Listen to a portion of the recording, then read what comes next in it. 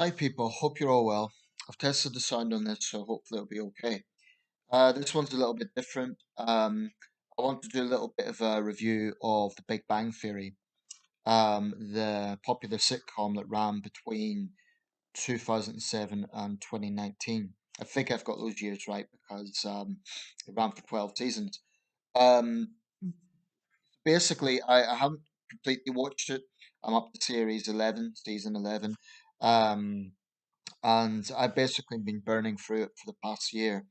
Um, my sister-in-law kindly put on me onto her Netflix account, and I've been watching lots of things. I've been watching The Crown, which I thought was superb. I've been watching a number of different series. Um, I watched the rest of Merlin, the old BBC, I say old 2000s BBC series. Um, but I wanted to get on into something relatively new. So a little bit of background here as to why I done this. I'm a huge fan of Friends, as is a lot of people, and I kind of grown up with Friends. I started watching Friends probably circa late 90s, I guess 98, 99, and I was really into it until it ended in 2004. So was my younger sister. I remember we watched that final episode together. Friends has had a huge influence on Western popular culture, I would say. More so than Seinfeld. Now, this is a controversial opinion. Seinfeld fans say that Seinfeld is a superior show. Logic for this is it came first. It was launched in 1989. Friends was 1994. They say it's wittier. I've watched a little bit of Seinfeld, and maybe I need to see more to be totally fair. But it seemed to me to be a one-man show. The other thing is, while Seinfeld rivaled Friends in terms of domestic ratings and sometimes even surpassed Friends, um, I would argue Friends had a much, much bigger international impact. I mean, I know of Chinese students who, who weren't even teenagers when the show ended, and they're on the other side of the world and they know about Friends. So I think that says something about the sort of cultural impact it had. I mean, recently I've seen Friends merchandise that still sells. Friends mugs have got one with each of the characters on it. I just don't see the same sort of cultural impact with Seinfeld. And maybe Seinfeld is wittier. Maybe Friends borrowed a lot from Seinfeld, but I just think it's a one-man show, whereas Friends is you have six characters. So for me, it's better in that sense. But like I say, maybe I need to see more of Seinfeld.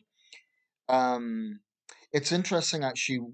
One thing about Friends is if you look at a list of the most successful American shows of all time, and this is all shows, sitcom, sci-fi, all of them, Friends is surprisingly quite far down the list. So it might be that it actually has a bigger impact outside the United States than it did in the US. It was huge in America, but maybe it had a bigger impact outside. Bit like Jimi Hendrix being bigger in the UK than he was in the US. I don't know. I could be wrong about that, but if you look at a list in terms of Nielsen ratings, Friends is surprisingly quite far down, considering the impact it had. Anyway, that's the background. So Friends had ended, and I was watching Friends reruns, and I'm still a huge fan of Friends. I thought, well, maybe it's time I start watching a new show or relatively new. I mean, Big Bang Theory has already been over for 3 years, but it is relatively new by comparison. Um, it's a show featuring millennials about millennials. If you don't know a little bit of background about Big Bang Theory, and I don't intend this to be a very, very in-depth, comprehensive episode by episode analysis, it's just the basics here. Basically, it's set in Pasadena, Los Angeles County, and it's about a group of scientists at Caltech University. Central character, although there is a lot of character development with all of the characters, is an individual by the name of Sheldon Cooper, who's basically a genius physicist. They're all smart, but this guy is very, very smart. He also lacks social skills, and it's often been commented that he may show some signs of Asperger's, which some debate about that. But in a sense, he is the central character. That is perhaps one difference with Friends because it's often compared to Friends. I definitely see similarities. Some of the storylines are very similar, and the whole Penny Leonard relationship, the up and down with that, is very much like Ross and Rachel. With Penny, she's sort of the attractive, popular girl. She's outside that circle. She's not stupid, but she's not academic in the sense that they are. She's a struggling actress in Friends. Rachel was a struggling waitress, and actually Penny's a waitress as well. There's definitely similarities there. Leonard's a kind of nerdy guy, and but he's affectionate and caring, much like Ross is. So there's definitely overlap. You could definitely see similarities there. Um, Hard perhaps is the Shander equivalent. Then again, they are different shows, so it's tempting to make lots of comparisons, but they are different shows. Big Bang Theory was pretty successful in its own right. Um, Time will tell if it has quite the same mark of Friends, but I think if I was to name one of the top shows of the 2000s and 2010s, I think Big Bang Theory would have to be there. Maybe I'm biased because it's one I've seen. Now, getting up to about series 4 or 5, I started thinking it's getting a little bit formulaic. Maybe I was just watching too much of it, and some of the jokes were getting a little bit flat. It just seemed like, this seems a bit like the last episode, and I kind of trailed off it for a while. I've got back into it again, and yeah, if you haven't seen it, it's quite original. I like the concept because it's comedy around scientists, and it's kind of turning the whole nerd stereotype on its head, or geek stereotype. And again, there's debate around what is a nerd, what is a geek in that sense. Is it it's a semi pejorative and semi amicable? Um, but I think it's quite a clever show, and I think that characters, particularly like Amy, develop a lot. Another difference of Friends, I should say, is with Big Bang Theory, the male characters were really the central focus for the first, I'd say, 2 seasons, apart from Penny. The other important female characters, Bernadette and Amy, really only become important, I think it was from about season 3 onwards, whereas with Friends, they were all six were important from the start. So it's not quite an equilibrium in that sense. You have extra characters, much like Friends. Friends had Gunther. Big Bang Theory has Stuart. Stuart, I always feel, if you know the show, I always feel a little bit sorry for him. It seems they kind of exclude him a bit, which kind of bugs me a little bit.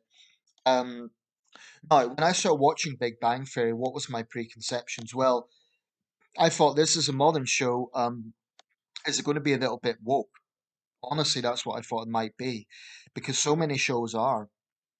By which I mean, would it be very politically correct? Would it be very, just, it's about a group of young people in Pasadena, California. It's going to be quite of that way of looking at things. Actually, not.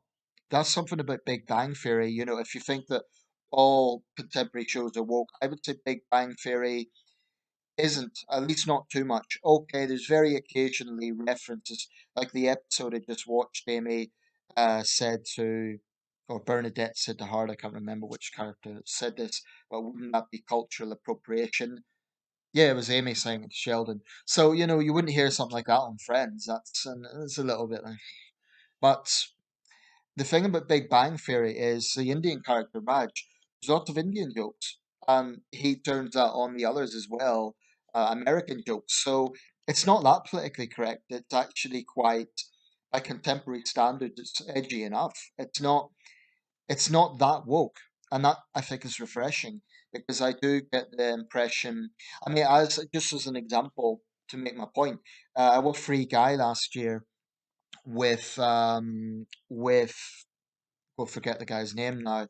But it's sort of this film about a guy that was trapped in this virtual reality world. It was kind of a comedy action. It was quite an entertaining film, but it was absolutely full of woke references like white privilege and all this sort of nonsense, which I find polarizing. Um, oh, that's going to bug me. What's the guy's name? Canadian actor, quite a big name. Uh, it's going to bug me. But anyway, Ben something, not Bradley Cooper. That's going to bug me. It's a double Ryan Reynolds. Ryan Reynolds. I'm sure that was him. Anyway, it was quite a watchable film. It was entertaining, but that had just you could tell it was a 2010 film the sort of rhetoric that was coming through about, just if you see it, you'll know what I mean. And I do think that the entertainment industry in general, Netflix certainly, Hollywood, there is a very, very strong left wing bias in terms of the sort of messages being put out, in terms of some of the rhetoric. The Big Bang Theory, I would say, has some elements of this, but I was surprised comparatively it wasn't that much. Um, so that was refreshing.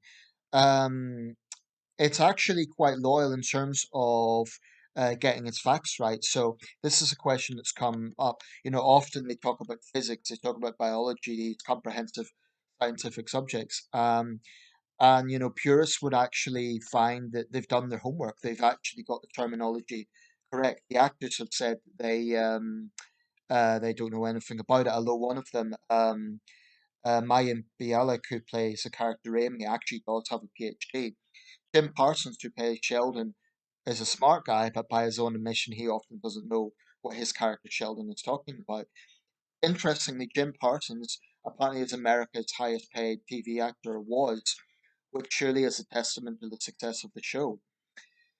Their intro song is quite catchy. It's actually by the Bare Naked Ladies, who also done "I'll Be There for You" in Friends. The sets are very similar to Friends. I keep making these Friends analogies. It is a different show. The comedy's kind of similar. Sometimes it's edgy, but it's the sort of comedy I like, in that it is edgy, but it's not excessively cruel or vulgar or toilet humor. It's just witty, funny, good-natured humor. So check it out, Big Bang Theory.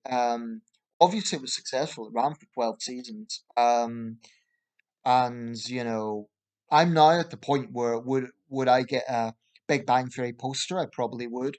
It very much ties into the whole Comic Con culture, and I've actually started watching the original Star Trek because of Big Bang Theory, just out of curiosity. I was never into it, but out of curiosity, it's on Netflix, and there's an episode called Charlie X, was quite good, 1966. Actually, the first aired pilot of Star Trek was cancelled, and that's a pity. It was apparently re-released in 1988. Look at me, I sound like a fanboy boy now. But it was re-released in 1988, and it's actually quite a good episode. I don't know why it was canned. It was another guy, not William Shatner, playing the captain. It's on Netflix, so check it out. Anyway, if you want a funny show that is witty but not excessively, it's not toilet humor, it's not over the top. There's good character development, interesting characters. I think Big Bang Theory is watchable. So check it out on Netflix. Each episode is about 20 minutes. Some are certainly better than others. Some episodes are a little bit formulaic and a little bit blend into one another, but I'm binge watching it, so maybe that's the reason. Um, but honestly, I'd give Big Bang Theory, for me, out of 10, a strong 7 probably.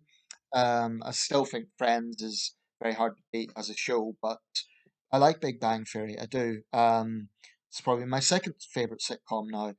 Some British shows like Cold Feet were very good, but Cold Feet had more serious moments, perhaps.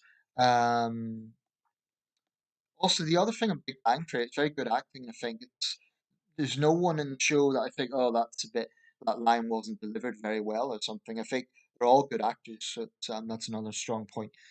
Check it out, Big Bang Theory.